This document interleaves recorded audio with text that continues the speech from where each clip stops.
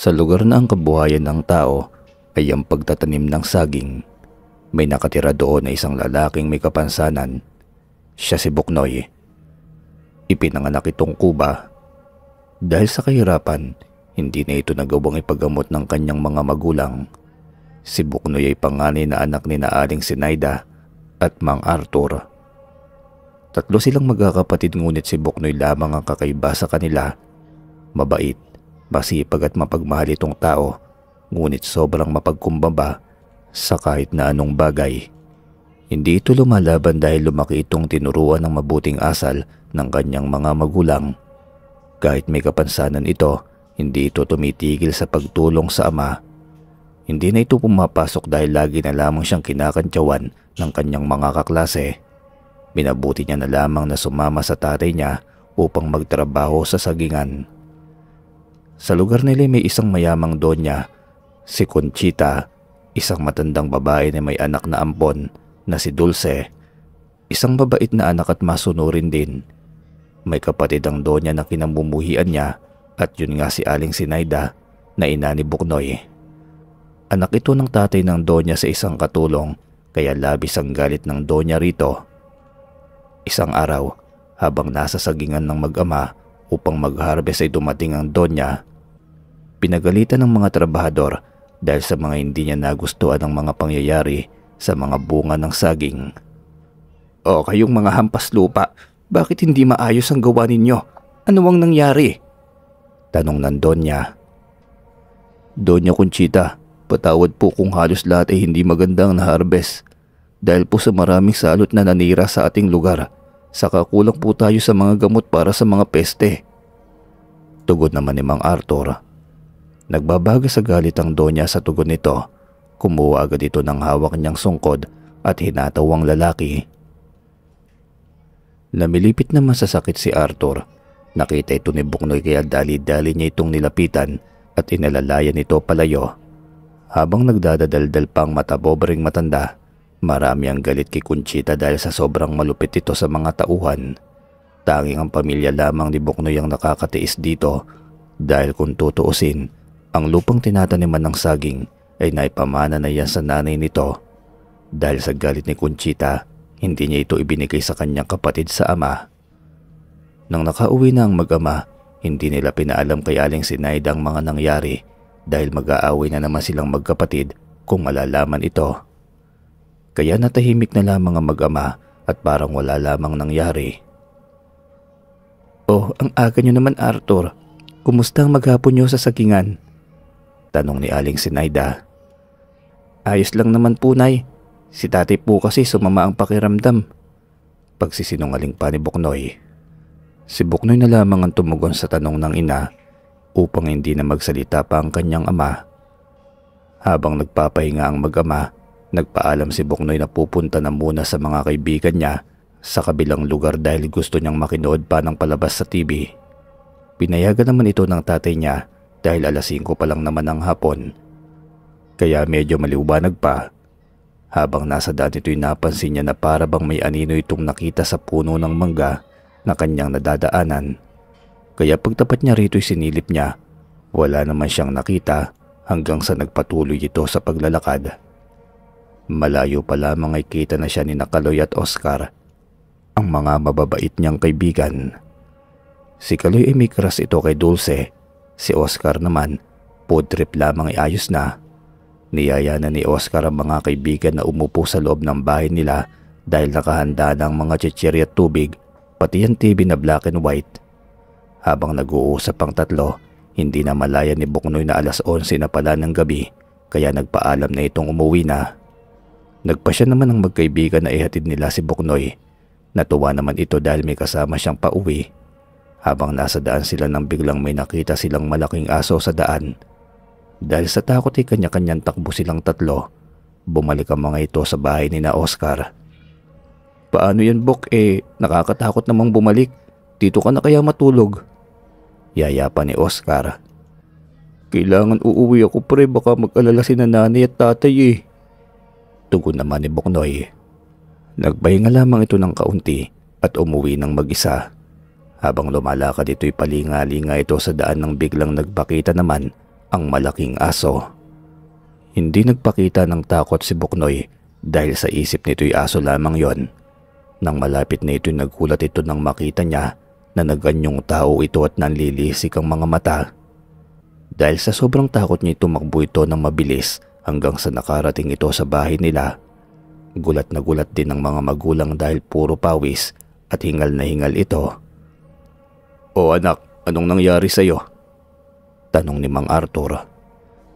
May malaking aso po akong nakasalubong, tay. Nag-anyo po siyang tao." Sumbong ni Buknoy na namumutla pa sa pagtakbo. Doon nagsalita ang ina. Pinagsabihan niya ito na umuwi ng maaga dahil hindi ligtas paggabi dahil baka makasagupa nito ang nilalang na walang awa kung pumaslang ng mga tao. Simula noon ay hindi na si Buknoy pumunta pa sa kabilang lugar upang makinood lamang ng telebisyon. Kinaumagahan, maaga itong nagpunta sa sagingan upang tapusin ang mga naiwang gawain nila ng kanyang ama. Habang naghahakot ito ng mga bunga ng saging, dumating ang Donya at galit na galit ito sa mga tauhan. Kaya si Buknoy naman ang pinagbuntungan ng galit nito. Tahimik lamang si Buknoy habang pinagsasabihan ito ng matanda dahil kahit masamang tao pa ito, kapatid pa rin siya ng kanyang ina. Hanggang sa nagmura na ito pati ang nanay ni Buknoy ay dinamay. Tamang-tama na dumating si Aling Sinaida. "Alam mo, Buknoy, kung hindi lang ako galit sa ina mo, siguro itong lupain ito, sa kanya ito. Kaso'y tanga-tanga lang kasi nanay mo." Saad ng Doña Conchita. Aba, Conchita. Pasalamat ka't hindi kita linalabanan dahil kahit napakahayop ng ugali mo, nire-respeto kita." Tugon naman ni Aling Sinaida. Natahimik ang masamang Donya at tumalikod ito sa mag-ina. Pinagsabihan naman ni Aling Sinaida si Buknoy na hindi ito magpapapi sa tiyahin dahil habang buhay siya nitong aapihin. Tumangutango naman si Buknoy. Nagpatuloy sila sa pag-ani ng mga saging upang madala na ng mga naghahantay na tarak sa bayan. Dumating ang ama ni Buknoy at nagbalita na may isang pamilya sa lugar nila na inakyat ng masasamang loob na mga rebelde at lahat sila'y pinaslang. Nakakapagtaka raw dahil ang mga ito'y nangingitim at parang pasa ang buong katawan. Hindi sigurado ang mga pulis kung anong klase ng tao ang pumaslang sa buong pamilya. "Baka asubang yun tay kaya ganun," saad pa ni Buknoy. "Buknoy, kung asubang yun, wak-wakan tiyan nun," tugon pa ng ama niya. Samantala sa mansyon ng Donya, nadatnan niya na nakahiga ang ampon niya. Nagalit ito dahil maghapon naman itong nagkukulong sa kwarto. Tinanong niya ito kung ano ang gagawin niya dahil sa susunod na araw, dadalhin niya ito sa bukid upang makalabas din ito. Ngunit tumanggi ang anak.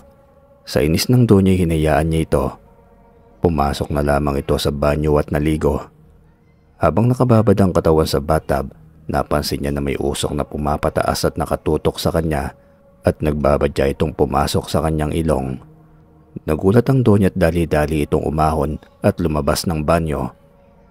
Sa kabila, nangyari ang hindi akalain ng Donya na may masamang nilalang palang bumubuntot sa lahat ng kanyang galaw. Kahit saan ito magpuntay palagi itong nakasunod sa kanya.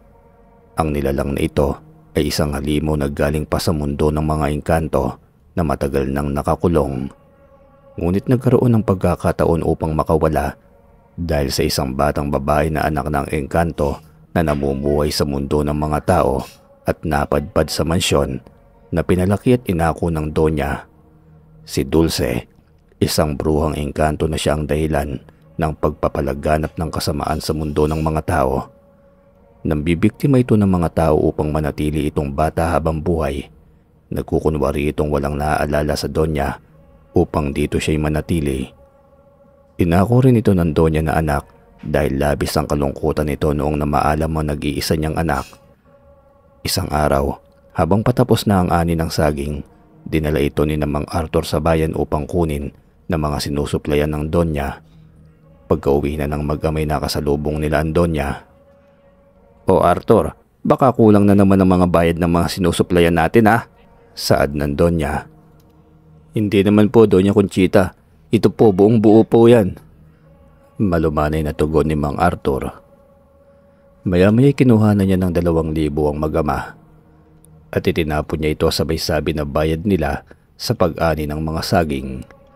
Nangihina si Mang Arthur dahil sa lawak ng sagingan nito at sa daming ginugol na oras sa pagtatrabaho nila sa mag-ama. 2,000 lamang ang binayad sa kanila. Magsasalita pa sana si Mang Arthur ngunit pinigilan ito ni Buknoy. "Tay, hayaan niyo na lang po si Doña Conchita. Balang araw mamumulat po yan sa ginagawa niya sa atin." "Ano pa nga bang magagawa natin, anak?" Umuwi ang mag-ama na lupaypay sa pagod. Agad naman na inabot ang pera sa asawa. Nagulat naman si Aling Sinaida na ganoon lamang kaliit ang natanggap ng mag-ama. Dali-daling umalis si Aling Sinaida at pinuntahan nito ang mansyon ng Donya. Sumunod naman ang mag-ama sa kanya. Pagdating sa mansyon, sigaw ito ng sigaw sa nakatatandang kapatid niya.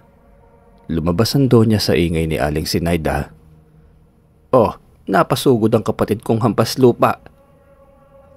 "Oo, hampas lupa lang kami. Pero karapatan ng mag-ama ko na kunin ang tamang sahod, Conchita. Sobrang ganid mo. Balang araw, lalapit ka rin sa amin." Sagot ni Sinaida. Pagkatapos nito'y pinagsabihan ng kapatid, umalis sila habang umiiyak si Aling Sinaida.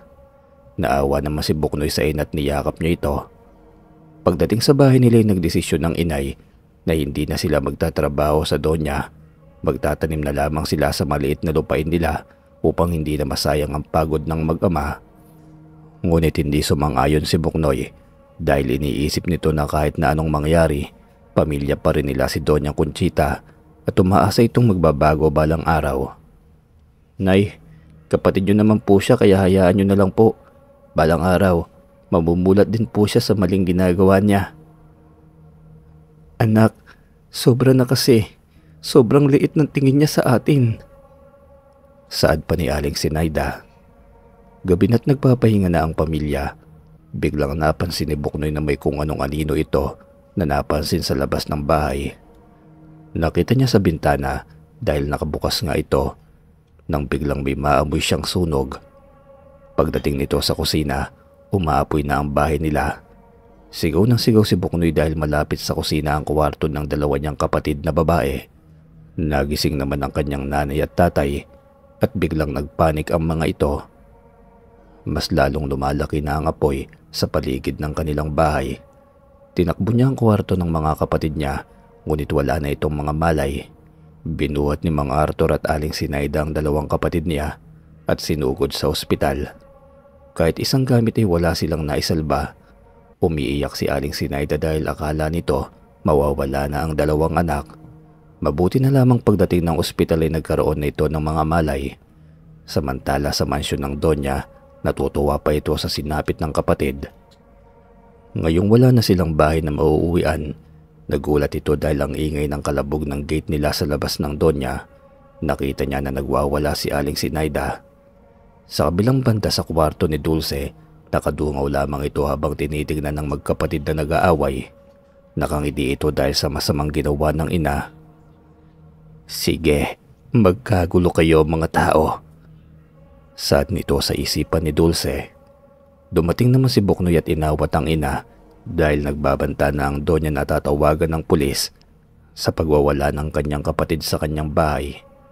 Nang makauwi ang mag-ina, naghihintay naman si Mang Arthur kasama ang 2 anak na babae na sina Mia at Nina. Gumawa ng barong-barong ang pamilya upang may matuluyan pansamantala. Mabuti na lamang at may mga kapitbahay itong nagbibigay ng mga gamit, mga damit, kaya naman kahit papaano ay nakapagsimula silang muli. "Mga anak, patawad kung dahil sa akin ninadamay kayo sa galit ng kapatid ko." Umiiyak na saad ni Aling Sinaida. Niyakap na lamang nila ang ina dahil sa awa. Hating gabi na nang may maramdaman si Buknoy na parang may nagliliwanag sa labas ng barong-barong nito. Lumabas si Buknoy at pinuntahan ng nagliliwanag ngunit bigla na lamang itong nawala. Nagdaka naman si Buknoy. Nang aalis na siya nagulat ito sa isang matandang ermitanyo sa kanyang harapan. "Ay, nanay, sino po kayo?" Tanong ni Buknoy na muntik pa itong mauntog sa sungkod ng matandang lalaki. Ako ang nagbabantay ng lagusan ng mga engkanto. Naparito ako para bigyan ka ng babala, Buknoy. Saad ng ermitanyo. Nagulat si Buknoy at napatawa dahil sa sinabi nito. Nagbabala kasi ito tungkol sa mga nakawala sa mundo nila na naririto at nakatira sa mundo ng mga tao. Kailangan ng ermitanyo ng tulong upang maibalik sila sa mundo ng mga engkanto upang hindi nila magulo ang mga tao. Si Buknoy ang napili nito upang tulungan siya sa pagpuksa sa mga masasamang engkanto na nakatakas. Natawa naman si Buknoy dahil isa siyang kuba na pangit na pandak pa. Siya pa ang napili na hinga ng tulong ng ermitanyo. Sa isip-isip ni Buknoy, anong magagawa niya yan lit-lit niya. Nagulat naman si Buknoy na nabasa ng ermitanyo ang nasa isipan niya, kaya naman nagsalita ito. Buknoy, wala sa liit at laki ng tao ang may kakayahan sa pagtulong sa kapwa. Kahit maliit ka, kaya mong tumulong dahil ang puso mo nag-uutos para gawin ang nararapat. Biglang nawala ang matanda. Natakot si Buknoy dahil iniisip niya baka nga multo ang nagpakita. Pumasok ng barong-barong si Buknoy at natulog muli dahil sa sobrang takot. Pagkagising ng umaga, maaga itong nanguha ng kawayan upang makapagpatayo muli ng bahay nila. Natuwa naman si Mang Arthur dahil sa liit ng anak niya ay porsigido itong tumutulong. 2 araw nila natapos ang paggawa ng barong-barong, kaya naman natuwa si Aling Sinaida dahil may mapapasukan na muli silang bahay. Arthur, Buknoy, salamat dahil hindi kayo napagod sa pag-iintindi sa kapatid ko. Pagpasensyahan niyo na si Ate Conchita. Paghingi pa ng pasensya ni Aling Sinaida. Nay, huwag niyo na pong isipin yan. Wala naman po kayong kasalanan. May Diyos na nakakaalam sa ginagawa ng kapatid ninyo. Tugon pa ni Buknoy. Lumipas sa mga araw, palagi na lamang may mga kababalaghan sa lugar nila. Minsan ay may natatagpo ang patay na halos tuyong-tuyo ang katawan na para bang napapasapa ang mga katawan ng mga biktima. Tulad na lamang ng kapitbahay ni Buknoy na mag-asawa, natagpo ang wala na itong buhay sa loob ng kanilang bahay. Halos wala na itong lamang loob, kaya nagtataka ang mga tao kung anong klase ng nilalang ang pumapaslang. Sa mansyon, habang nanonood ng balita si Dulce, natatawa ito dahil nagtataka ang mga tao kung sino bang salarin. Maya-maya tinawag niya ang anino. Inutusan niya itong pumaslang muli sa ibang lugar. Agad namang sinunod yon ang anino. Sa lugar ni Kaloy at Oscar, naghahanap ng mabibiktima ang anino at doon ay natagpuan niya ang kapatid ni Kaloy na naglalarong mag-isa sa likod ng bahay nila. Natuwa ang nilalang dahil napakabata pa nito. Lumapit ang anino sa bata at doon pagtingala ng bata biglang nangisay ito at natuyo ang balat. Maya-maya'y daladala na ng nilalang ang anino nito papunta kay Dulce. Natuwa naman ang dalaga dahil babata na naman ito ng doble. Nagpalit ng anyo ang dalaga at binuka ang malaking baba nito at niluno ng bata.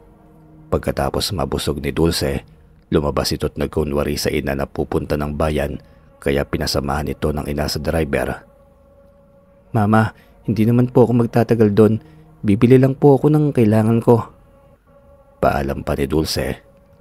Sige anak, isama mo na ang driver. At iyoko makipagsalumuha ka sa mga hampas lupa sa labas. Saad pa ng Donya.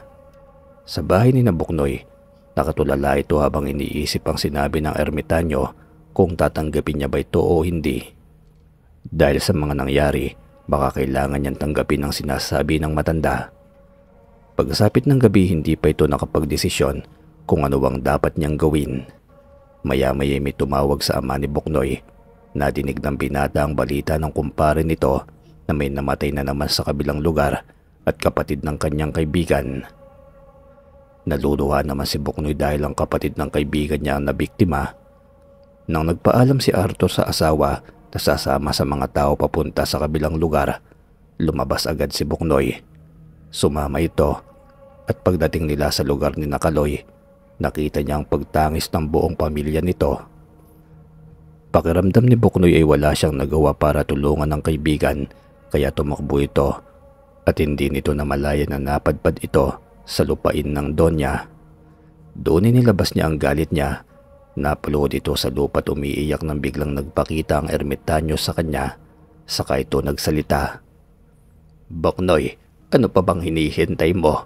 Pati mga mahal mo sa buhay na masaktan nila. Yun ba ang gusto mo? Yun ba ang hinihintay mo?" Tanong ng albularyo. "Ano po ang gagawin ko, Tatang? Siguro kailangan ko nang tanggapin ang inaalok mo sa akin." Tinanggap nga ni Boknoy ang alok ng matanda. Sinabi niya dito na hanapin ang mutya sa mga puno ng saging. Makikita niya ito kapag ang saging ay kakaiba. Ang kanyang bungat sa puso ng saging, lalabas ang mutya niyang taglay. Ngunit hindi madali itong mahanap at hindi madali itong palabasin dahil lalabas lamang ito kapag bilog ang buwan at sa madaling araw mo ito makikita kapag papataas na ang araw. Dahil ang pagbuka ng kanyang puso kasabay ng paglabas ng araw, doon mo masisilayan ang mutya na papalabas. Kailangang hindi mo ito hawakan. Tanging ibubuko mo lamang ang iyong bibig upang makuha ito. Nakinig naman si Boknoy kaya gumawa agad ito ng paraan upang mahanap. Pagkatapos nilang mag-usap ng ermitanyo, umuwi si Boknoy. Habang naglalakad ito sa daan ay pakiramdam nitong may sumusunod sa kanya. Nang kanyang napansin ng isang anino na papunta sa mansyon, dahil sa kuryosidad niya sinundan niya ito at nakita niya na pumasok ito sa malaking bahay. Nagtaka naman si Boknoy kaya hindi niya napansin na paparating na ang Donya sa sasakyan kasama si Dulce. Bumaba ang matanda at dali-dali siyang nilapitan. "Hoy Kuba, anong binabalak mo sa mansyon ko? Magnanakaw ka no?" Pasinghal na sabi ng Donya. "Hindi po, Donya Conchita. May nakita po kasi akong anino papasok sa bahay mo kaya sinundan ko." Tugon ni Boknoy. Galit na galit ng Donya kay Boknoy dahil akala nito'y nanakawan siya. Noong narinig ni Dulce ang sinabi ni Boknoy, bumaba ito't nilapitan ng ina at inawat saka nagingin ng tawad kay Boknoy.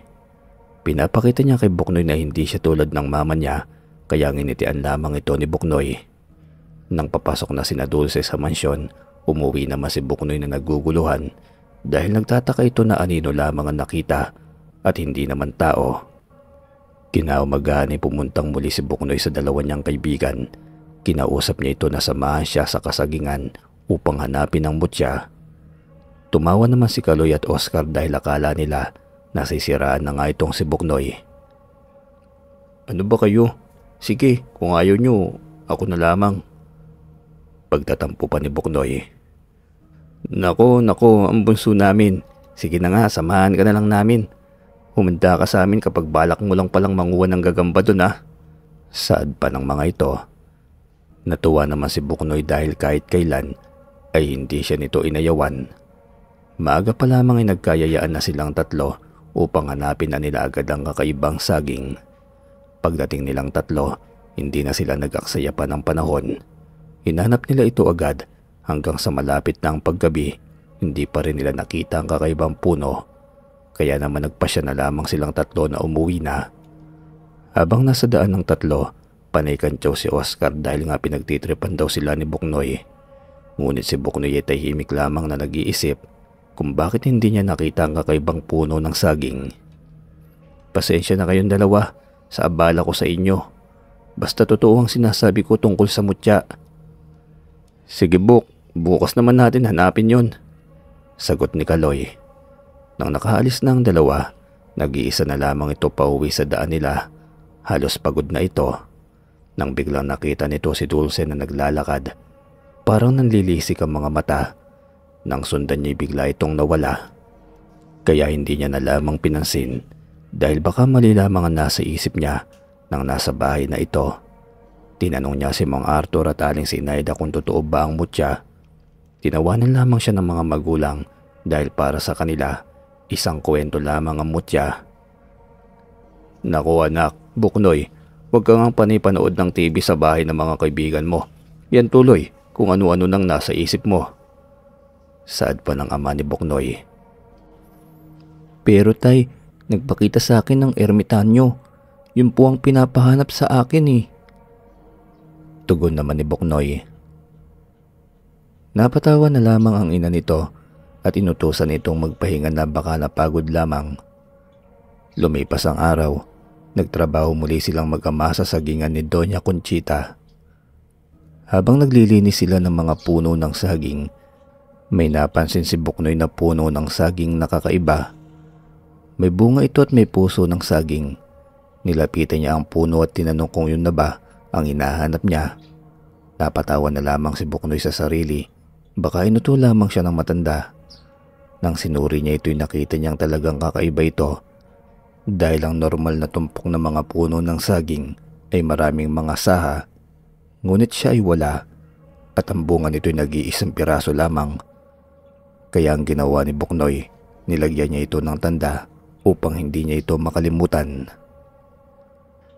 Pagkatapos nilang magtrabaho, naunang umuwi si Mang Arthur samantalang nagpaiwan naman si Buknoy. Ngunit maya-maya lamang ay nagpasya na rin itong umuwi. "O anak, akala ko ba'y mag-aantay ka doon ng mutya?" Pangangantso pa ng kanyang ama. "Si tatay talaga. Patunayan ko po sa inyo na totoo ang sinasabi ko." Tugon naman ni Buknoy. Samantalang sa mansyon habang nagpapahinga si Doña Conchita, hindi niya namalaya na pinasok na siya ng alagad ni Dulce upang pasukin ang katawan nito. Pagkapasok ng anino'y pumasok iyon sa katawan ng matanda at doon ay tumawa ng tumawa dahil naging tao na ito. Bumalik ito sa kwarto ni Dulce at nagdiwang ang dalawa dahil nagawa na nila napasukin ang katawan ng matanda. "Ang tanga mo talaga, Conchita." Saad ni Dulce habang natatawa. Dumating na ang oras na hinihintay ni Buknoy. Ating gabi na itong umalis papunta sa kasagingan. Hindi nito alintana ang takot o baka may masalubong itong masamang nilalang. Dahil maliwanag naman ang buwan, porsigido itong makuha ang mutya. Maya-maya lamang ay parang napansin ito na gumagalaw na ang kakaibang saging at napatitig naman ang binata. Hanggang sa nagliwanag ang puso ng saging at dahan-dahan itong bumuka. Dali-daling nagtapat si Buknoy at ibinuka ang kanyang bunganga. May naramdaman itong may tumulo mula sa puso ng saging. Maliit na butil at nilunok ito ni Buknoy.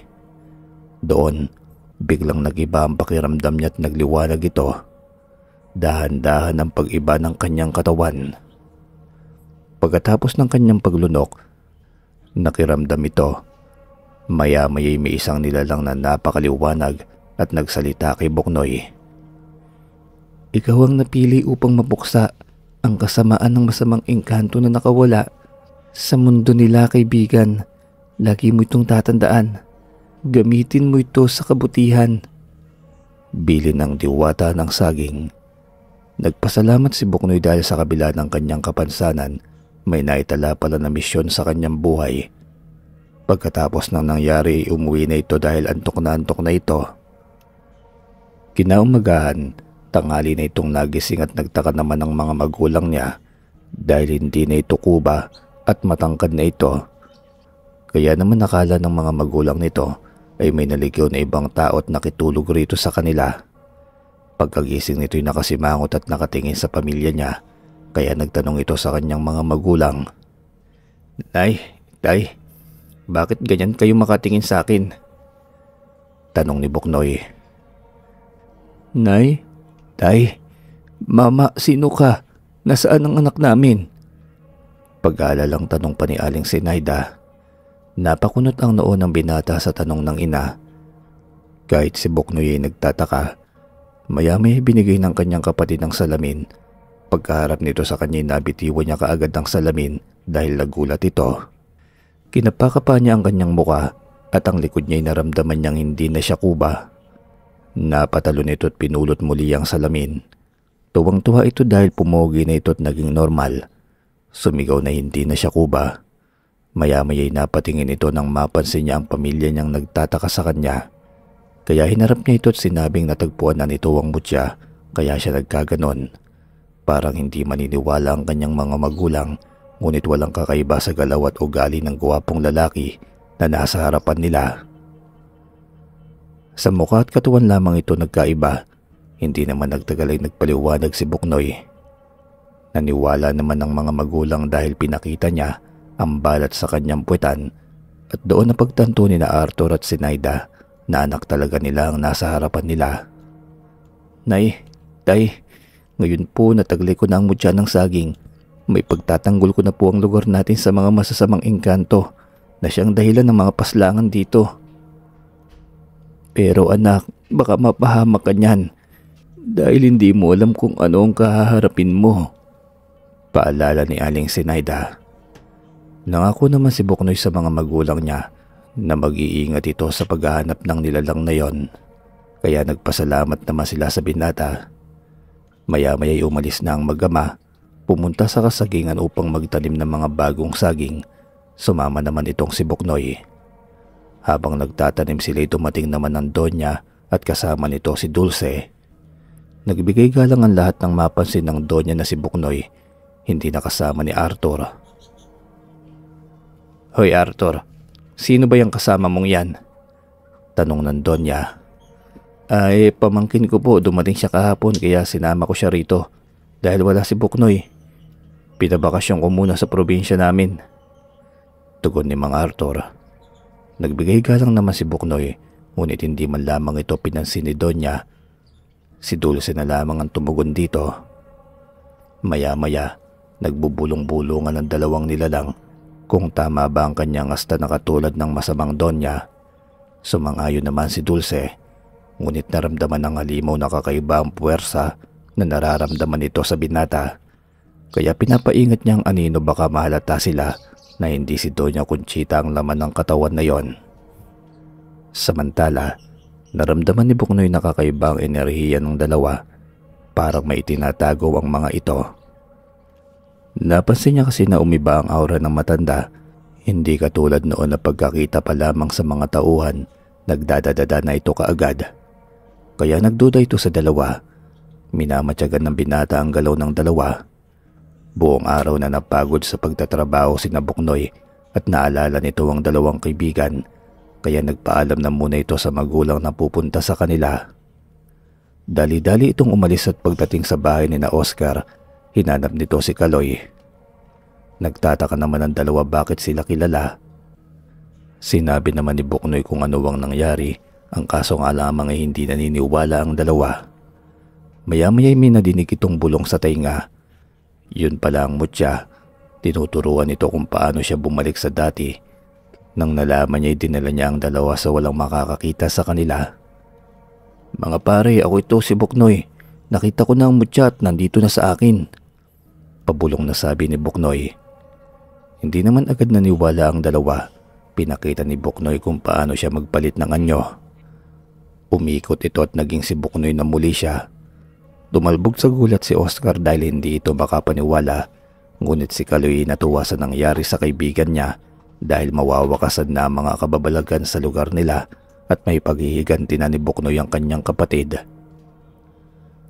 Noong naniniwala ng dalawa, nagpasalamat naman si Buknoy dahil ganoon pa rin ang turingan nilang tatlo. Pagkatapos nilang mag-usap, papagabi na bago itong umuwi.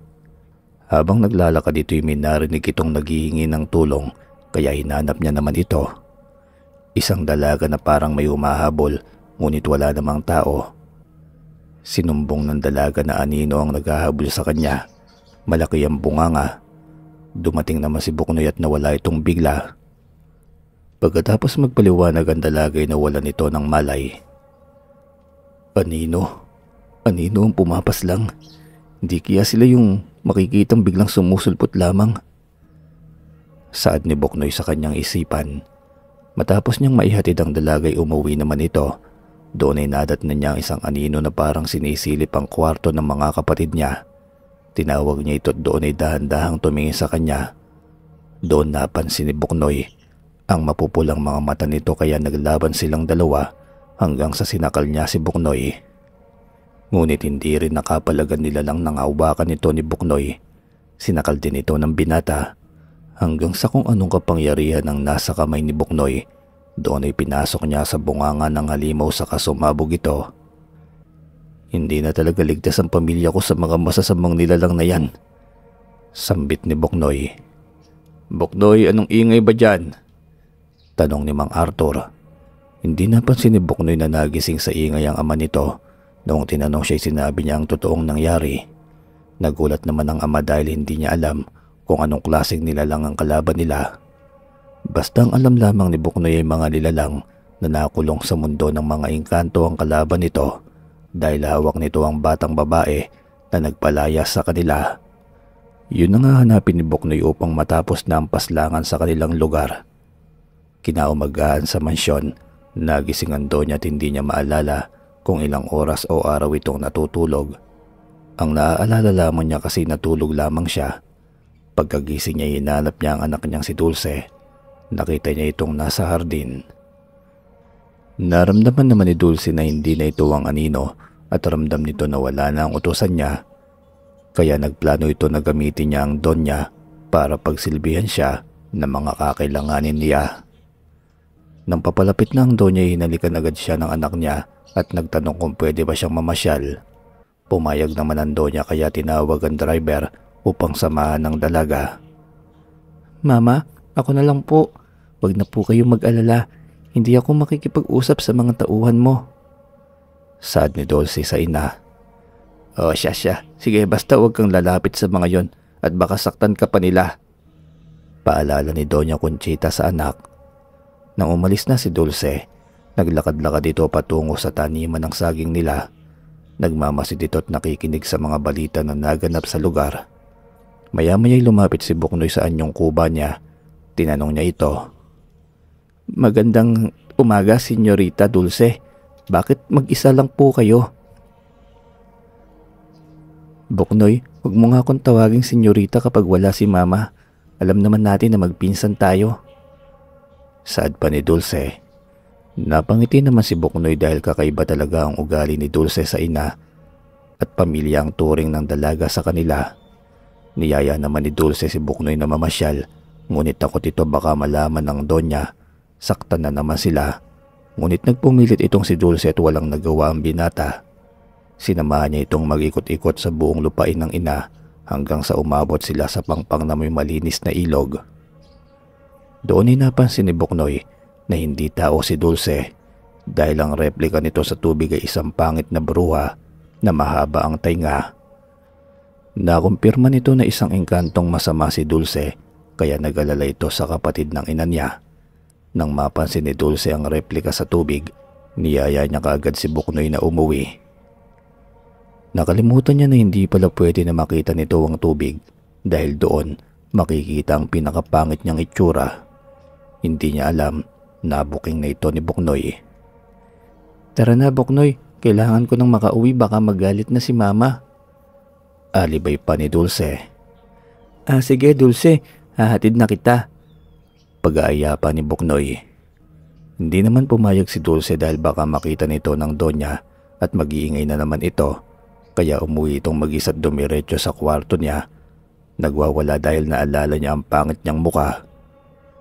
Kaya sa galit niya, itinawag niya ang isang alagad niya na pwede niyang utusan. Isang sigbin.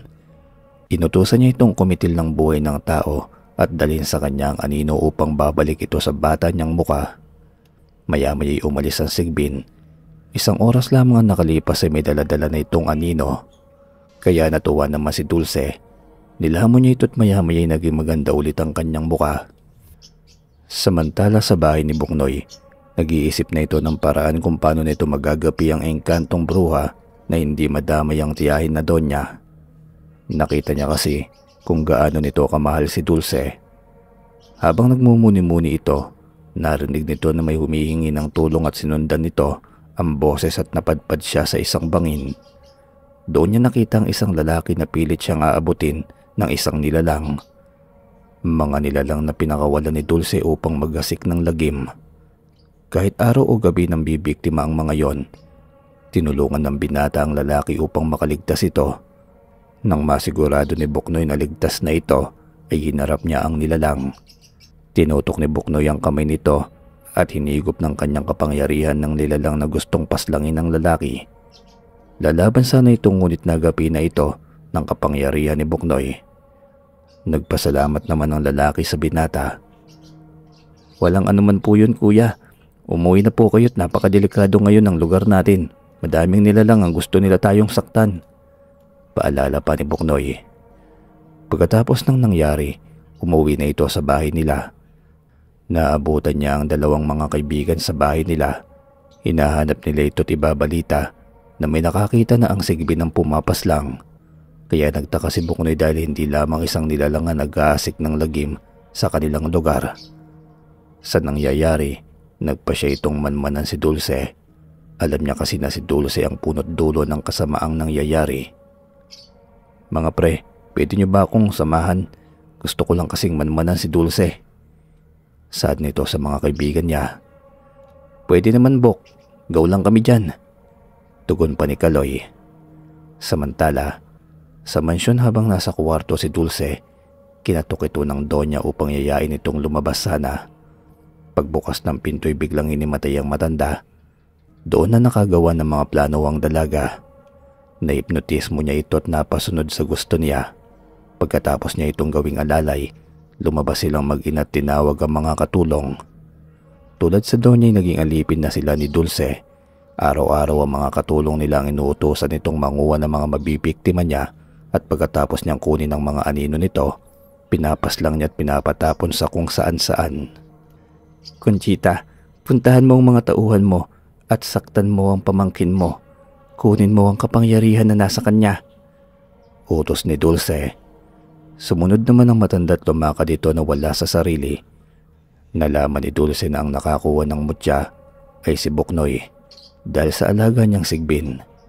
Noong naramdaman niya nakakaiba ang enerhiya ni Buknoy, nagduda na ito't nakumpirma niya dahil sa Sigbin na nagmamanman sa binata. Samantala habang nasa trabaho sina Mang Arturo at Buknoy, dumating ang Donya at agad itong hinampas si Buknoy at pinaamin niya kung nasaan ang mutya. Nagulat naman ang mag-ama dahil nalaman ng Donya ang kanyang sikreto. Ngunit hindi umamin si Buknoy dahil naramdaman niya na hindi normal ang lagay ng kanyang tiyahin. Umurong ng kaunti ang binata at pinatabi niya ang ama nito.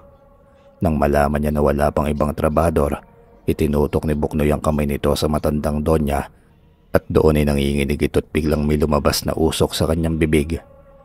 Hanggang sa nahimatay ito, bumagsak ang Donya sa lupa at maya-maya nagkamalay na ito. Agad itong bumangon at galit na galit dahil nakahiga siya sa lupa. Nang tulungan ito ng mag-amay, naggalit pa ito at pinagtatabuyan ng dalawa. Tumayong mag-isa ang Donya at dali-daling umuwi. "Sabi ko na nga, Batay, ginawang alipin ni Dulce si Tia Conchita," saad ni Buknoy. "Anak, kailangan ng kapatid ng nanay mo ng tulong. Hindi niya alam na may masamang engkanto siyang pinapasok sa bahay niya. Baka masaktan siya ng anak-anakan nito." Pag-aalala pa ng ama. Pagdating sa mansyon ng matanda, sa gate pa lamang ay sumisigaw na ito sa mga katulong niya. Nagtaka naman si Dulce kung bakit bumalik sa dati si Conchita, kaya pinagbuksan niya ito sa mga katulong at inutusan ng mga katulong na ikulong at itali ang matanda. Pagpasok ng matanda ay nag-iingay pa ito. Nabigla ito nang biglain siya ng mga katulong upang talian. Nilagyan ng takip ang bibig at pinapasok sa kwarto niya. Nag-isip ang Donya kung bakit nagawa ng anak niya sa kanya ikulong ito sa sarili niyang pamamahay. Nang nilapitan siya ni Dulce, sinagot ang nasa isipan niya. Nagpakilala si Dulce ng kanyang tunay na pagkatao. Ipinakita niya rito ang mukha niya na sobrang pangit na bruha. Doon ay hinimatay muli ang Donya. Sa kabila ng nangyayari, sinundan ni Buknoy ang Donya, ngunit nagtaka ito dahil pagpasok ng matanda, hindi na agad ito nag-iingay. Kaya nagpalit ng anyo si Buknoy bilang gwapong lalaki at nagkunwaring nagtitinda ito sa labas ng mansyon. Nang tinawag niya ang isang katulong upang bentahan, nakita niya ang mukha ng katulong na parang wala ito sa sarili at nanlilisik ang mga mata nito. Umalis na lamang si Buknoy upang magtago. Hindi ito umalis hanggang sa gabi at doon ay nakita niyang lumabas si Dulce. Parang inutusan ng mga katulong. Kanya-kanyang labas ang mga ito. Nang sinundan ni Buknoy ang isa sa mga katulong ay nakita niya na may dinukot na dalaga nang biglaang hinarang niya ito. "Aha, huli kayo. Kayo pa lang nandurukot ng mga tao rito," saad pa ni Buknoy. Ngunit walang tugon ng katulong. Nakatitig lamang ito sa kanya. Nang kunin ni Buknoy ang biktima niya, Nakipaglaban ito sa binata at hindi man lamang nagpatinag si Buknoy. Hinigop ng kanyang kamay ang kung anong nakapaloob sa katulong at doon ay naimasmasan ng katulong. Nagulat itong nasa labas ito ng mansyon at kaharap si Buknoy. Napatanong ito sa binata. Sinabihan na lamang ito na hindi na siya babalik sa mansyon dahil hindi siya ligtas doon. Nang naalala ng katulong ang nangyari, nahintadakutan ito at dali-daling umalis upang hindi na ito makabalik pa sa mansyon. Samantala sa mansyon naman, naramdaman ng masamang engkanto ang nangyari sa pagkatalo ng kanyang alagad. Sumisigaw ito sa galit kay Buknoy. Sa galit niya nilapitan niya ang Donya at doon niya binuhos ang galit. Sumisigaw sa sakit ang matanda. "Anak, Dulce, anong nangyayari sa iyo?" Tanong ng Donya habang umiiyak. "Hindi mo ko anak, tanda. Ginamit lang kita upang makatago ako sa mundo niyo." Sagot pa ng bruha. Nanggagalaito ito sa galit dahil marami na ang naibalik na mga masasamang nilalang ni Buknoy. Kaya sa galit nito'y isang kumpas niya lamang ang mga alagad niya'y sinugod ang bahay ni na Buknoy at dinukot ang mga kapatid nito, pati ang nanay niya. Hindi naman napagtanggol ni Arthur dahil hindi niya ito kinaya. Pagdating ni Buknoy sa bahay nila, nagulat ito dahil nadatnan niyang magulo ang kanilang bahay at nakahandusay ang ama na wala na itong malay. Napasigaw sa galit si Buknoy. Maya-maya'y dumating ang mga kaibigan ni Buknoy dahil nabalitaan nila ang nangyari sa pamilya ng kaibigan. Buk, anong nangyari dito?" Tanong pa ni Kaloy. "Si nanay at ang mga kapatid ko kinuha ng masamang engkanto." Tugon ni Buknoy na naluluha. Nangako naman ng mga kaibigan na tutulungan nila sa paghahanap ito. Nang gumising na ang ama niya, sinalaysay naman ang nangyayari kung paano silang sinugod. Naawa naman si Buknoy at ang mga kaibigan nito sa sinapit nila Mang Arthur, kaya kinagabihan ay sinugod agad nila ang mansyon dahil akala nila doon lamang tinatago ni Dulce ang inay at mga kapatid nito. Sa kabila ng lahat ay nasa kamay na ni Dulce ang ina at kapatid ni Buknoy. Agad niya itong dinala sa mundo ng mga masasamang engkanto. Doon niya tinago ang mga ito kaya pagdating ni na Buknoy sa mansyon ay wala silang nadatnan. "Walang hiya ka, Dulce. Bruha, hahanapin kita." Sigaw pa ni Buknoy. "Halika na anak, umuwi na tayo. Magpahinga ka at bukas na bukas ay hahanapin natin sila." Saad pa ni Mang Arthur. Sa mundo ni Dulce natutuwa ito sa sinapit ng pamilya ni Buknoy. Inutusan nito ang sigbin upang sabihin kay Buknoy na papalayain niya ang pamilya kung ipapalit ni Buknoy ang mutya. Nang malaman ng binati, nagdalawang isip na ito muna, ngunit pas na naig sa kanya ang pamilya niya, kaya naman nagpaalam ito sa ama. "Anak, pag-isipan mo muna ang magiging desisyon mo." "Opo tay, buo na po yung pasya ko." Sa mundo ng engkanto, habang nakatali ang magkapatid na Conchita at Zenaida, nagsisihan ng mga ito. Sinisisi ng Donya ang kapatid dahil sa kanila nang ulila ito sa anak. Kaya nang dumating si Dulce sa kanya, lahat ng pangungulila niya nawala. Sinisisi niya kasi ang pagkamatay ng anak niya dahil sa isang aksidenteng hindi sinadya ni Zenaida na may tulak siya dahil sa pananakit ni Conchita. Kaya nawala ang anak nito. Humingi naman ng tawad si Zenaida dahil hindi niya sinasadya na mawala ang anak ng kanyang ate. Hanggang sa nadinig sila ng bruwang si Dulce, nainis ito sa kanila dahil kay Buknoy walang nadala ang mga alagad niya na malalamong anino. Tumingin ito sa isa sa mga anak ni Zenaida. Umiiyak si Ninya na bunsong anak naman ni Zenaida dahil balak itong paslangin ng bruwa. Nagmamakaawa ito upang hindi galawin ng bata. Sa sobrang takot ng bata'y umiyak ito habang sumisigaw ang kanyang ina. Nang biglang dumating ang dalawang utosan nito na may daladalang biktima. "Pasalamat kayo at may dumating," saad pa ng bruwa. Nilamon agad ni Dulce ang mga anino nito sa harapan nila. Doon nanlaki ang mga mata ni Donya na bumalik sa bata ang bruwa. Nakiusap agad ang Donya na palayain siya dahil siya ang magdadala ng mga pagkain nito. Napaniwala ng Donya ang anak-anakan at pinalaya niya yon. Nang pinalabas niya ang matanda, ganoon na lamang ang sigaw ni Zenaida sa kapatid. Ate Conchita, tulungan mo kami rito ate. Pagmamakaawa ni Aling Sinaida. Ngunit tinignan lamang ito ng kapatid niya at dali-dali itong umalis sa kung saan sila nakakulong.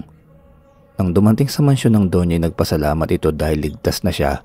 Ang iniisip nito, ang anak-anakan niya na kailangan niyang madalhan ng pagkain dahil kung hindi niya ito gagawin ay isa sa mga anak ni Sinaida ang papaslangin nito.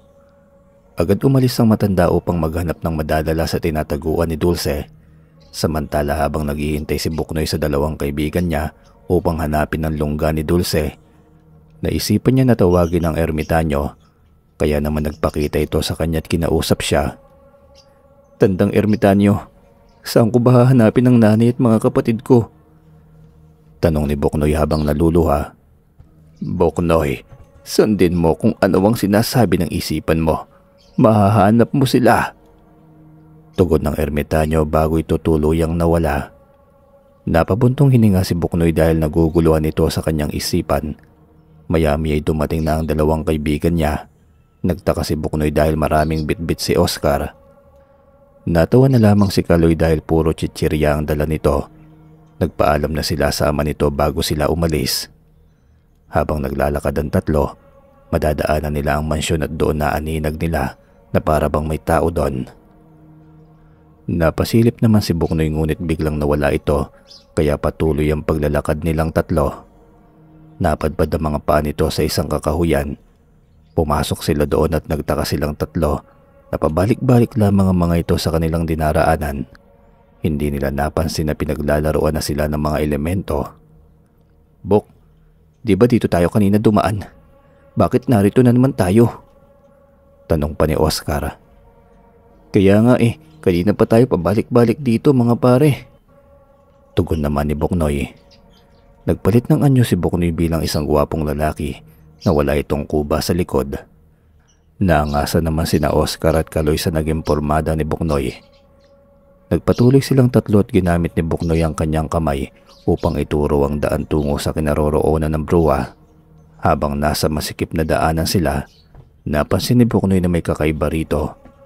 Pagkalabas nila doon, tumambad ang isang malaking kapre upang harangan sila sa pagdaan papunta sa lugar ng bruwa.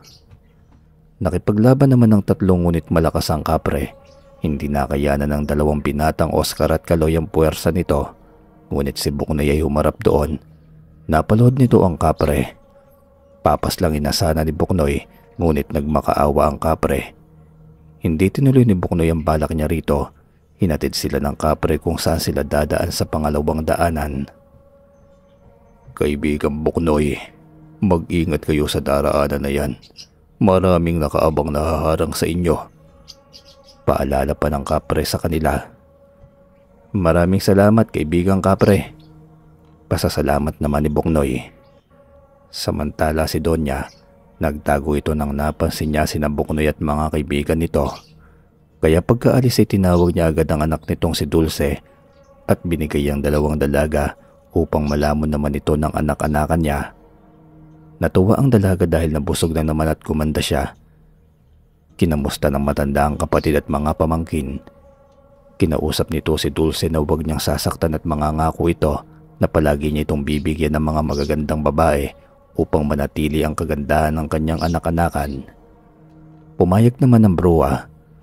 Ilang araw ang lumipas ay naglalakbay pa rin ang tatlong magkakaibigan papunta sa kinaroroonan nila Dulce upang iligtas ang ina at mga kapatid nito. Pagod at gutom ang inabot ng magkakaibigan. Marami na rin silang nakasalubong ng mga masasamang nilalang. Nilalabanan naman ito ni Buknoy at nabalik kung saan sila nakakulong.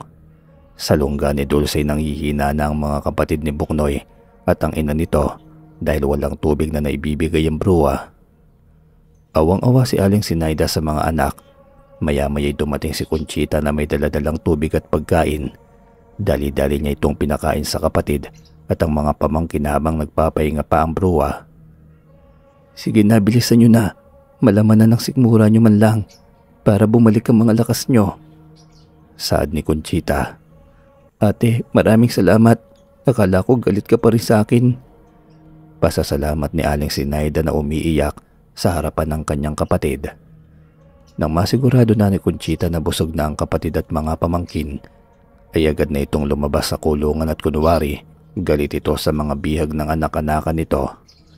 Nang magising na ang bruha ay pinabalik niya ito sa mundo ng mga tao upang utusan na kukuha siya ng maraming bihag dahil nalalapit na ang paglaya nilang lahat. Akala kasi ng bruha hindi makakarating si Buknoy sa lungga niya dahil noong nalaman niya na nakapasok na ito sa mundo ng mga engkanto, pinasalubungan niya ito sa mga alagad niyang kasing sama niya. Sa kinaroroonan ni Buknoy, habang nagpapahinga ito'y nakatulog ito, kaya sinalakay sila ng isang nilalang na sobrang itim. Sinakal niya si Buknoy at hinahanap ang mutya. Halos hindi makahinga naman si Buknoy na inaawat ni Kaloy at Oscar, ngunit sobrang lakas ng nilalang na ito. Hindi nila mahuwakan ng matagal dahil napakadulas. Nang nagkaroon ng pagkakataon si Buknoy, tinurong niya ang kamay niya sa noo ng engkantong napakaitim at doon ay binitiwan siya ng nilalang.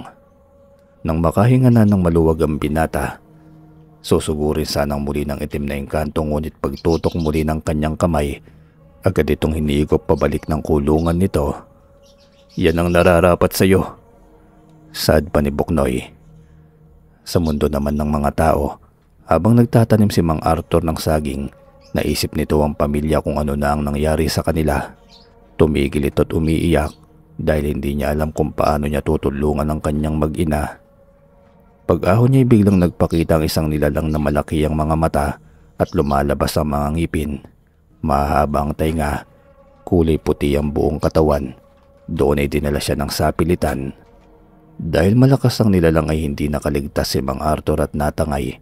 Nagising ito na may tali na at nasa tabi ito ng asawa. Kaya nagulat siya, tinawag niya ito dahil nakatulog ang asawa niya at mga anak. "Sinayda, gising, gising," saad pa ni Mang Arthur. "Arthur, bakit nandito ka? Anong nangyari sa iyo? Nakuha ka rin ba ng anak-anakan ni ate?" tanong ni Aling Sinayda. Kinuwento naman ni Mang Arthur kung paano siya natangay ng masamang nilalang. Nag-alala si Aling Sinayda dahil iniisip niya si Buknoy. Baka matalo ito ng mga alagad ng bruha. Pinalakas naman ng asawa ang loob ni Aling Sinayda. Sinabi niya na hinaharap na sila nila Buknoy kasama ang dalawa niyang kaibigan. Maya-maya'y nagulantang ang mag-asawa dahil sa daming dala ng ate nila Conchita na mga tao, kaya tinawag ito ni Sinayda at tinanong. Sumagot naman ang Donya na kung hindi niya gagawin yun ay buhay nila ang lalamudin ni Dulce. Doon ay naramdaman ni Arthur at Sinayda na kahit masama ang ginagawa ni Conchita sa kanila, may pag-aalala din pala ito kung nasa panganib na ang pamilya nito. Kaya umalis agad ang matanda dahil baka mahalata sila ni Dulce at pati siya'y maparusahan pa. Sa kinaroroonan ni Buknoy, matapos silang maglaban, nagpatuloy silang tatlo sa paglalakad. Doon ay napansin nila ang dalawang daanan. Nagturuan naman ang dalawa kung saan sila daraan, pakanan ba o kaliwa. Dahil nainip si Buknoy sa sagutan ng dalawa, pinili niya ang pakanang bahagi na daan. Sumunod naman ang dalawa. Habang naglalakad sila, napansin ni Buknoy na may paparating na kalaban. Nang biglang may nadinig silang huni ng kabayo. Walang kuda-kuda na hinarap ito ni Buknoy, samantalang pinatabi niya ang dalawang kaibigan. Nang nasa malapit na ang nilalang, namangha silang tatlo dahil nakita nilang pareho ang nilalang na mayroong kalahating tao at kalahating kabayo. Inutusan din ito ni Dulce upang harangan sila Buknoy. Habang magkaharap silang dalawa, sinugod muna ng tikbalang si Buknoy. Sapul naman ang balikat nito kung kaya't namilipit ito sa sakit. Pagbangon ng binata, sinuntok nito ang mukha ng tikbalang, ngunit hindi naman ito nakaramdam ng sakit man lang. Malakas ka. Ito para sa'yo," saad pa ni Buknoy. "Bok, mag-ingat ka. Malakas ang pangit na kabayo na yun," sigaw pa ni Oscar. Habang naglalaban ng dalawa, nasa malayo ang bruha na napapanood sila at tumatawa ito dahil akala nito'y matatalo ang binata. Saka ito umalis at bumalik sa kanyang trono. Nang bigla na lamang tinadyakan ng tikbalang si Buknoy at natamaan ito dahilan ng kanyang pagbagsak. Biglang napasuka ito. Kasabay ng pagsuka nito'y tumalsik ang bato ng mutya ng saging. Doon ay nahablot ng kabayot dinala nito sa bruwa. Ganoon na lamang ang pag-aalala ni Buknoy dahil bumalik ito sa dati niyang muka, yung dating kuba. Nag-alala ang mga kaibigan niya dahil nakita nila kung paano nga lumabas ang mutya. Sabay na isinigaw ng magkaibigan ng pangalan ni Buknoy. "Mga pare, ang mutya ay nakuha ng tikbalang." Tugon naman ni Buknoy. Inilalayan ng dalawa si Buknoy patayo. Nanghihina ang binata dahil marami siyang tama sa tikbalang. Nag-alala na ang dalawang kaibigan nito dahil wala na ang mutya ni Buknoy. Natatakot sila dahil baka hindi nila kayanin ang mga masasamang engkanto. Ngunit porsigido si Buknoy na iligtas ang kanyang pamilya sa masamang bruwa. Samantalang natutuwa naman ang bruwa sa tikbalang dahil nadala sa kanya ang mutya ng saging na hawak ni Buknoy. Alam nito na wala nang laban si Buknoy dahil wala na itong kapangyarihan. Sa kanila ni Buknoy ay pinakiusapan niya ang mga kaibigan na bumalik na lamang sila dahil ayaw ni Buknoy na madami pa ang dalawa. Ngunit hindi pumayag ang magkaibigan at nangako kahit buhay pa nila ang kapalit ay tutulungan pa rin nila si Buknoy. "Salamat mga pare, dahil tapat kayong mga kaibigan." Saad pa ni Buknoy. Nagpatuloy ang magkaibigan sa paglalakad papunta sa lungga ni Dulce. Kahit gaano pa karami ang kalaban na nakakaharap nila, nakayanan pa rin ng mga itong talunin. Hanggang sa nakita na nila ang isang pintuan patungo sa kinaroroonan nila Dulce. Doon ay lakas loob nilang tatlong pinasok ito. Pagbungad pa lamang, isang nilalang na dambuhalang tao na may mahabang tainga ang sobrang pangit na humarap sa kanila. Naganda ang tatlo sa paglaban. Danging matulis na kawayan ang hawak ng tatlo laban sa dambuhalang nilalang. Doon ay sinugod sila. Nagkahiwa-hiwalay ang tatlo hanggang sa pinaikot-ikutan nila ang nilalang at nalito ito sa kanila. Kinuha ni Oscar ang mahabang ugat at yun ang pinaikot-ikot nila sa halimaw hanggang sa natumba yun. Kinuha naman ni Buknoy ang matulis na kawayan at walang away itong tinusok sa malaking tiyan ng nilalang. Doon sumabog ito. Wala na itong buhay. Nagtawanan pa ang tatlo dahil natalo nga nila yon. Samantala, nakita ng bruwa sa kawan niya ang nangyayari at galit na galit ito. Dahil napasok ng tatlo ang kaharian niya. Sa galit ay pinuntahan niya ang pamilya ni Buknoy at sinaktan niya si Mang Arthur.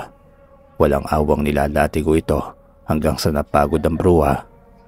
Lupaypay niyang iniwan ang ama ni Buknoy. Awang-awa naman si Aling Sinaida at ang dalawang anak na babae sa sinasapit ng kanilang ama. Nang makaalis na ang bruwa ay dali-daling lumapit si Conchita at kinalagan niya ito ng mga tali. Inutusan na tumakas dahil nagpapahinga pa ang bruwa. "Sige na, tulungan niyo si Arthur at tumakas na kayo dito bago pa kayo paslangin ni Dulce," saad ni Doña Conchita. "Pero ate, sumama ka na dahil ikaw ang papaslangin niya kapag nalaman niyang tinulungan mo kami." Ngunit hindi ito nakinig sa kapatid dahil umaasa ito na magbabago ang bruwa.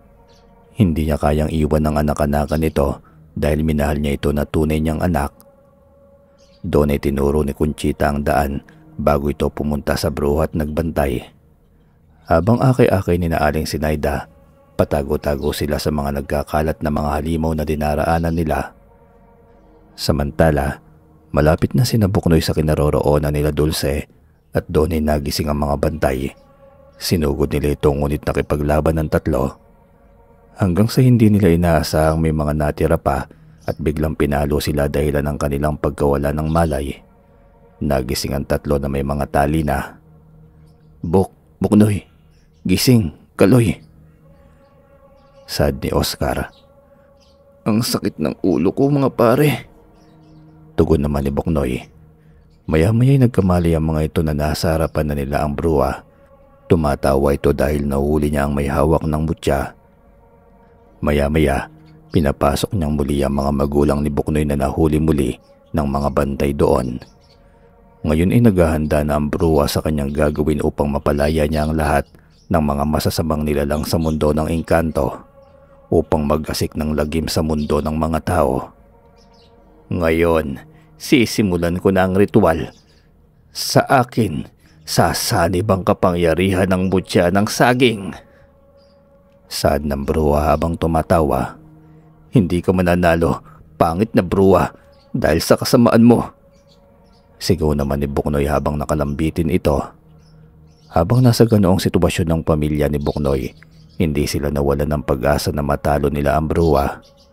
Nang tumalikod ang bruha, nagtaka naman si Buknoy na may pumuputol ng tali nito. Nang tignan niya ito'y si Doña Conchita ang kanyang nakita. Nag-aalala ito ng sobra. Nang makawala nga ito'y dali-dali si Buknoy na kinuha ang mutya na nakapatong sa batot nilunok na muli. Ngayon, nasa kanya ng muli ang mutya at muli ito nagpalit ng anyo bilang normal na tao. Nakita ito ng mga bantay at agad nilang sinugod si Buknoy. Nakipaglaban naman si Buknoy sa kanila. Nadatnan nito ng bruha na nakikipaglaban na si Buknoy at nakita niya na pinapakawala ni Conchita ang mga bihag. Nagalit ng husto ang bruha kay Donya. "Traidor ka, Conchita! Pinagkatiwalaan kita dahil akala ko'y mahal mo ko!" Sigaw ng bruha. "Dulce anak, mahal kita kaya ginagawa ko ito dahil ayokong maging masama ka." Tugon pa ni Conchita. Ngunit sobrang masama ang bruha kaya ginamitan niya ng kanyang kapangyarihan ng Donya. Sinakal niya ito at tinapon sa mabatong bahagi. Namilipit naman sa sakit ang Donya. Dali-daling lalapitan sana ni Sinaida ang kapatid, ngunit pati siya'y sinakal ng bruha. Nakita ito ni Buknoy kaya naggalit ang binata. Nakita niya kung paanong sinaktan ng bruha ang ina nito, kaya naman dali-dali niyang hinarap ang bruha. Nagtuo silang dalawa habang sina Kaloy, Oscar at Mang Arthur nakikipaglaban din sa mga alagad ng bruha. Habang nagkakagulo ang paligid, nakatago lamang sa gilid ang mga kapatid ni Buknoy dahil takot sa mga nilalang na sumusulpot lamang na hindi nila alam kung saan nang gagaling. Nang biglang sumulpot ang sigbin ng bruha at sasaktan sana sila ngunit lumaban ang dalawang babae. Hanggang sa pinalo nila ito ng pinalo sa ulo. Samantala habang nakahiga sa sakit si Sinaida, gumagapang papalapit si Conchita sa kanya. "Sinaida, huwag kang bibitaw. Nandito lang ako." Saad ni Conchita na napapaiyak ito sa sinapit ng kanyang kapatid na si Sinaida. "Ate Conchita, salamat dahil nagbalik ka na sa dati. Ate, patawarin mo ako sa nagawa ko noon. Hindi ko sinasadyang mawala ang anak mo." Tugon naman ni Aling Sinaida habang napapahugulgul ito sa iyak. Nang makalapit na si Conchita kay Aling Sinaida, nagyakapan ng magkapatid habang umiiyak pareho. Samantala habang naglalaban sina Buknoy at Dulce, walang nagpapatalo sa kanilang pareho hanggang sa gumamit ng ilusyon ng bruha at hindi na malaya ni Buknoy na sa hangin na lamang ito nakikipaglaban. Nakita ni Dulce ang magkapatid at yun ang dinala nito upang tumakas. Nawala silang bigla at doon napunta sa underground ng mansyon. Doon niya kinulong ang magkapatid. Sinubukan muling kausapin ni Conchita ang anak-anakan. "Anak Dulce, may panahon ka pa para magbago. Mahal ka ni Mama. Tanggap kita kahit ano ka pa, anak." Pakiusap ng Donya sa kanya. "Hindi totoo yan. Dahil kayong mga tao ang balakid sa mga plano ko. Kaya dapat kayong paslangin." Sa mundo ng engkanto, natalo nila ang mga alagad ng bruha at nang matalo na ni Buknoy ang ilusyon ni Dulce, nagulat ito nang biglang nawala na parang usok ito at nang hanapin niya wala itong makita at maramdaman. Nang mapansin ni Arthur na wala na si Conchita at Sinaida, napasigaw ito kaya hinanap nila ang dalawa ngunit wala talaga silang makita. Nagpa siya nang umuwi sila upang makapagpahinga sila dahil siya ang hahanap sa magkapatid. "Tay, dito na lang po kayo sa bahay at ako nang maghahanap sa kanila." "Buk, sasama pa rin kami ni Oscar. Masaya kaming makipaglaban sa mga masasamang nilalang." Natutubang saad pa ni Kaloy. Sumangayon naman si Oscar habang umangat-ngat ito ng chicharon. Napangiti naman ng dalawa dahil kilala nila ang ugali ni Oscar. Kapag sobrang takot ito'y panay itong lumalamon. Gumayak na para umalis ang tatlo. Habang naglalakad sila'y napansin nila ang isang anino na papunta sa mansyon. Nagkatinginan ng tatlo't sinundan nila yon. Tama nga ang hinala nila. Sa mansyon ito patungo. Sa isang sulok ng mansyon ay doon tumatawag si Dulce sa mga alagad niyang anino at pinupunta nila doon at nag-uutos ang bruwa na mambiktima ito upang lumakas ang kanyang katawan. Maya-maya'y minakuha ang mga anino na biktima, 2 batang babae, at natuwa na naman ang bruwa dahil lalakas na naman itong muli. Nang mapagtanto ni Buknoy na ang nanay at yahin niyang Donya ay nasa mansyon din, hinalughog nila ang bawat kwarto. Ngunit bigo silang makita ito nang maisipan ni Oscar na baka may basement ito at doon ay hinanap nga nila kung nasaan yon. Hindi nagtagaling may anino silang nakita na pababa. Sinundan nila yun at doon sila dinala sa basement.